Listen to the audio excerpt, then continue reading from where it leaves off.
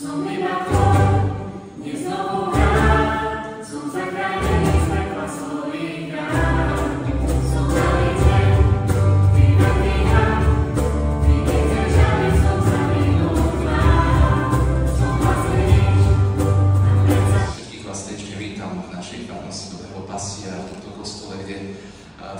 dvaja muži zložia väčšie sľuby pred Pánom, to zasvetenie, to odhodlanie vydať ten svoj život do rúk Pána, aby cez nich konal. Na krížoch, ktoré aj títo dvaja muži, Mišo a Števo, dnes dostali, máme práve obraz dobrého pastiera, povedali áno na to, k čomu ich pozýva Pán. Po 3 rokoch máme väčšie sľuby. Znovu, naposledy v 2022 v Prešove, obidvaja sú koadjutori, ale v tom salesiánskom ponímaní. Tí, ktorí vychovávajú a evangelizujú práve tou dobrotou a láskou mladých.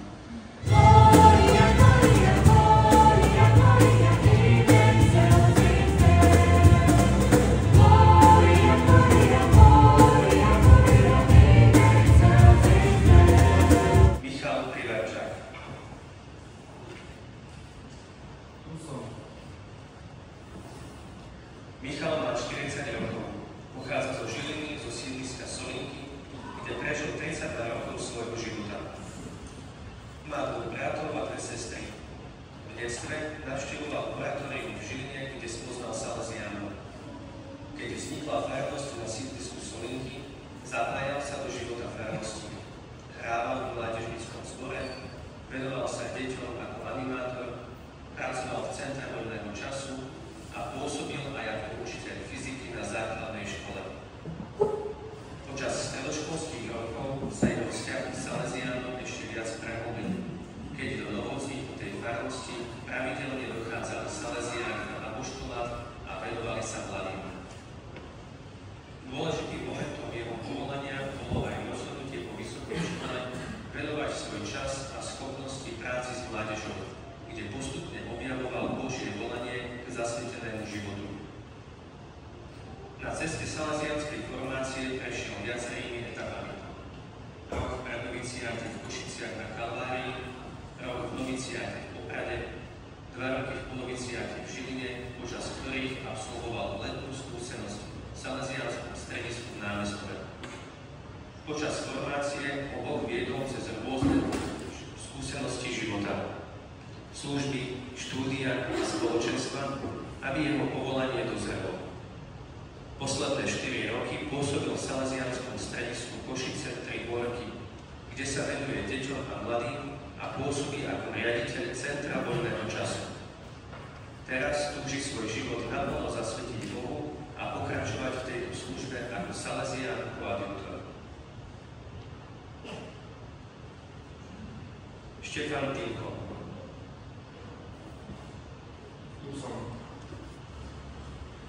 Štefan má 30 rokov a pochádza z Prešova.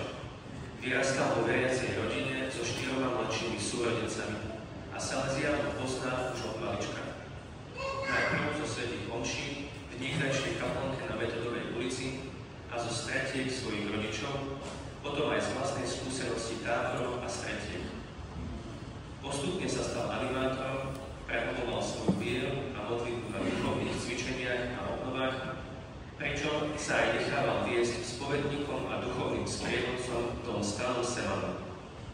Napriek občasnej myšlienke na salesiánske povolanie sa po strednej škole rozhodol nasledovať stopy svojich rodičov a šiel študovať medicínu. Avšak nový kontakt so salesiánmi v Prahe v Kobylisích, aj nenaplnenosť pri štúdiu a pri predstave života lekára prispeli k tomu, že postupne začal o povolaní znova viac uvažovať. V roku 2015 vstúpil do ašpirantátu, pričom ešte ten rok pokračoval v Prahe v štúdiu a službe v stredisku v Kobylisích. Po zanechaní štúdia si ešte podľa odporúčania formátorov nechal rok na premyslenie. Strávil ho štúdiom v kolégiu Antona Neuwirtha v Ivanke pri Dunaji a službou pri birmovancoch v stredisku v Bratislave na Miletičovej. Od septembra 2017 začal revoľnú formáciu pred noviciátom v Košiciach na Kalvárii a pokračoval noviciátom v Poprade Veľkej, ktorý ukončil 15. augusta 2019 zložením prvých revoľných sľubov. V priebehu následného dvojročného štúdia filozofie v Poloviciach v Žiline absolvoval aj letnú skúsenosť v Bratislave a Malatejovej. Ostatné roky pôsobí v salesianskom diele v Trnave na Kopánke, pričom sa zároveň pripravuje na službu mladým štúdiom učiteľstva chémie a občianskej výchovy na Pedagogickej fakulte Trnavskej univerzity. Leto 2025 strávil misijnou skúsenosťou v Rusku v Jakubskej republike. Túži sa navždy zasvetiť Pánovi ako salesiánov adjutora. Najdrahší synovia, čo si žiadate od Boha a jeho cirkvi? Žiadame si slúžiť Bohu po celý život v salesianskej spoločnosti a tak završiť svoje vecné zasvetenie. Boh Otec, ktorý vám vo sviatostiach daroval nový život, nech vám silou svojho ducha dopraje dosiahnuť vernú podobu Ježiša Krista osobitnou zmluvou, ktorú s vami dnes uzaviera. Wittgenstein, jeden z najvplyvnejších filozofov 20. storočia, povedal: hĺbka je na povrchu. Hĺbka je na povrchu. A je to veľká pravda. Hĺbka a povrch sú spojené. Vnútro a vonkajšok sú jedno. Svätý apoštol Pavol Rímanom hovorí: pre Božie milosrdenstvo vás prosím, aby ste svoje telá prinášali ako živú, svätú, Bohu milú obetu, ako svoju duchovnú bohoslužbu. Tak toto je tá hĺbka a v Evanjeliu pšeničné zrno, ak nepadne do zeme a neodumrie, ostane samo. Ale ak odumrie, prinesie veľkú úrodu. Tu je práve tá hĺbka, v ktorej sa deje to podstatné aj pre ten povrch. Ako ten strom, ktorý má korene a nie je ich vidno, ale potom to ovocie vidíme.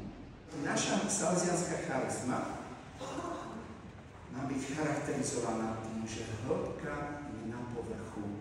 A to spojenie toho hlbokého, ktoré sa deje práve v tom obraze, v tej zemi, kde to zrno odumiera, alebo v tom prinášaní svojho života, svojho tela, v tej plnosti, teda celého života, ako živú, svätú a Bohu milú obetu.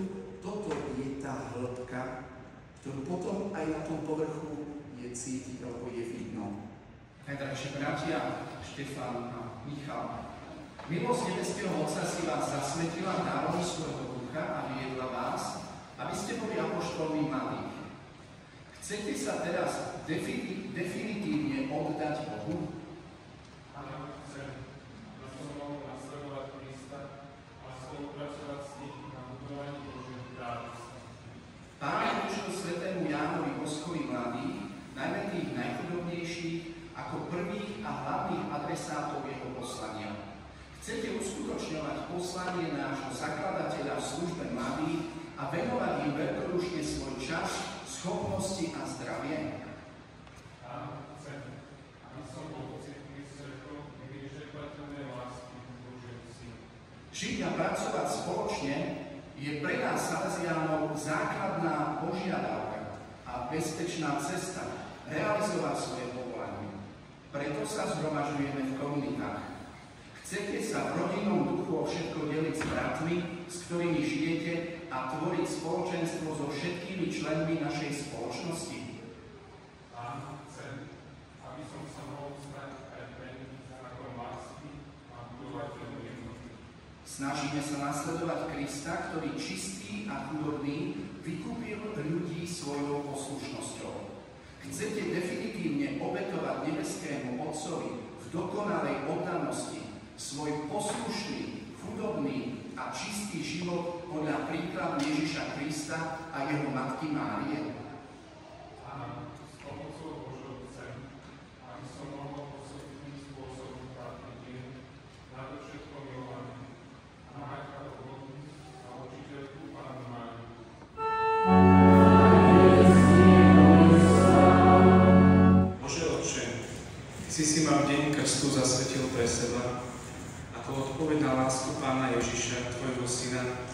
ktorý ma volá nasledovať ho zbližša a vedený Svätým Duchom, ktorý je svetlo a sila, ja, Michal Privarčák, celkom slobodne sa ti úplne obetujem. Zavezujem sa, že zo všetkých síl sa budem venovať tým, u ktorým ma pošleš, najmä najchudobnejším mladým, že budem žiť v salesianskej spoločnosti, v bratskom spoločenstve ducha a činnosti, aby som mal takto podiel na živote a poslaní Tvojej cirkvi. Preto v prítomnosti svojich bratov, pred Petrom Týmkom, ktorý zastupuje hlavného predstaveného spoločnosti svätého Františka Saleského, navždy sľubujem, že budem žiť poslušný, chudobný a čistý, podľa evanjeliovej cesty vyznačenej v salesianských stanovách. Tvoja milosť, Otče, príhovor Panny Márie Pomocnice, svätého Jozefa, svätého Františka Saleského a svätého Jana Boska i moji bratia Salesiáni, nech ma denne sprevádzajú a pomáhajú mi byť verným.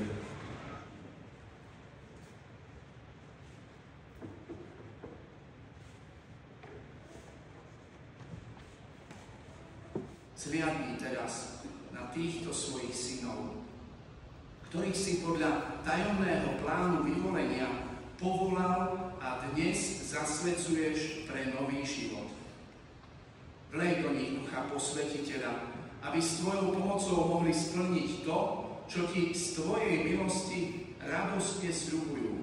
Nech v nich žiari veľkodušná poslušnosť, radostná chudoba a vyžadujúca čistota. Nech Ti slúžia s úprimným a ochotným srdcom, a nech ťa činnou láskou milujú v bratoch. Nech sú trpezliví v skúškach, pevní vo viere, ako spolubratov, ktorí sa zaviazali doživotnými sľubmi. A bratské objatie, ktoré si teraz vymeníme, nech je znakom tohto životného spoločenstva.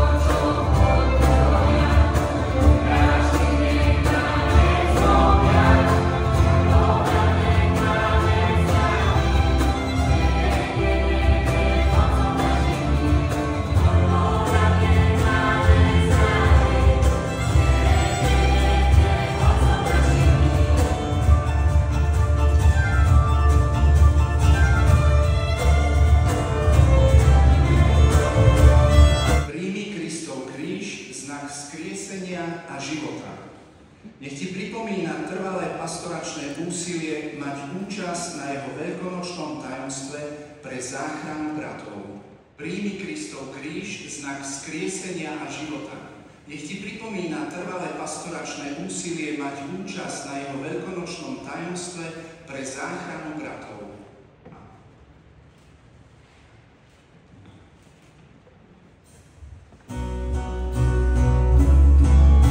Toto je kalich mojej krvi, ktorá sa vylieva za vás i za mnohých na odpustenie hriechov.